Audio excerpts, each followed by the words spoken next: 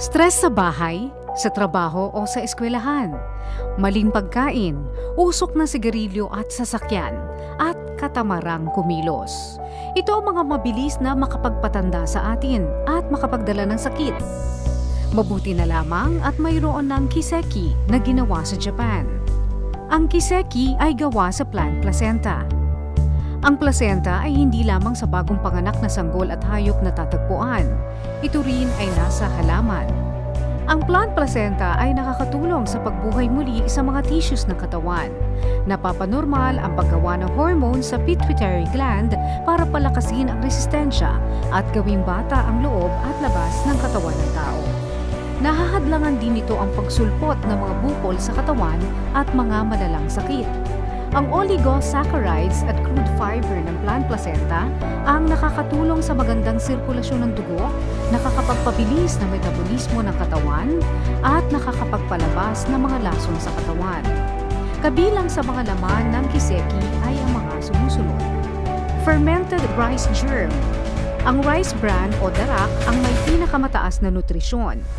13 to 23% dito ang protina, mataas din ang lysine at 10 to 17% ang healthy fats at mayaman pa sa vitamin B complex at vitamin E.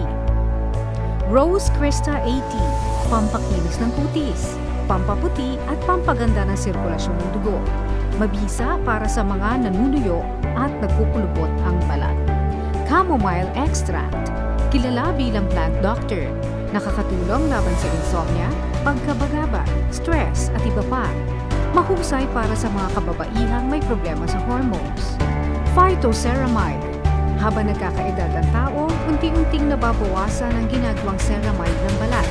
Kaya kailangan ng suplemento mula sa halaman. Nakakatulong ito lalo na sa mga may allergy sa balat. Garcinia cambogia extract. Ito ay may hydroxycitric acid na nakakatulong sa pagpapapayat. Nahadlangan nito ang pag-convert ng sobrang asukal sa katawan patungong taba. Lycopene.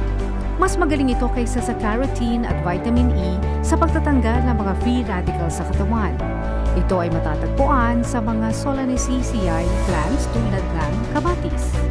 Probiotics. Ang probiotics ay tinatawag ding good bacteria. Nakakatulong ito upang masipsip ng bituka ang lahat ng mga nutrients, mapalakas ang resistensya at maiwasan at magamot ang pagtitibi at pagtatae. Prebiotics. Ito ay oligosaccharide o fiber mula sa halaman. Ito ang pagkain ng good bacteria para dumami ito sa tiyan ng tao. Maca extract. Ang protina nito ay mayaman sa amino acids na kailangan ng katawan. Ito ay may 55 uri ng nutrients tulad ng macain at macamide na makakatulong sa pagpaparami ng sperm ng lalaki at makakatulong din sa pagtaas ng libido. Canica reduced CoQ10. Ang coenzyme Q10 ay isang lipid-soluble antioxidant na makakatulong sa pagiging aktibo ng selula ng katawan dahil ito ay pagkain ng selula. Ito ay nakakatulong din sa pagpapalusog ng puso at resistensya. Sakura extract, nakakatulong sa pagpapasigla at pagpapaganda ng balat. Ang natural na sangkap nito ay nakakaputi at nakakapagpasutla ng balat. Ginkgo biloba extract, may antioxidants na nakakapagpabagal ng pagtanda. Natutulungan nito ang maayos na sirkulasyon ng dugo. Chlorella ay may vitamins A, B complex at minerals tulad ng iron. Mayroon pa itong lutein, A-linoleic acid at unsaturated fatty acids. Okinawa fucosantine. Ito naman ay nagmula sa mga brown algae sa karagatan ng Okinawa, Japan. Ginagamit na itong panlaban sa cancer sa Japan. Ang kiseki ay mayroong pang 168 na iba't ibang prutas, gulay, buto at mga seaweeds. Paano inumin ang kiseki? Buksan ang isang sachet ng kiseki at ilagay ito sa ilalim ng dila hanggang sa matunaw. Sundan ang isang baso ng maligamgam na tubig. O maaari ring ihalo ang isang sachet ng kiseki sa isang baso ng maligamgam na tubig. Inumin pagkakain. Hindi lang ang kalusugan mo ang huhusay at hindi ka lang gaganda sa kiseki.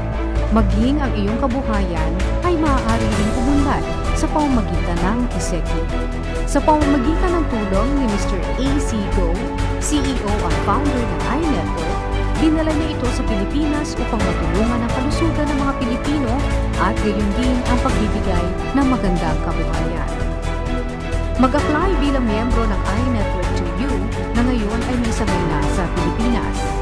Ang iNetwork 2U ay nasa Unit 811, 8th floor, PSA Tower, Bank Drive, Ortigas Center, Mandaluyong City. Kiseki, dahil ang kagandahan ay hindi lamang panlabas.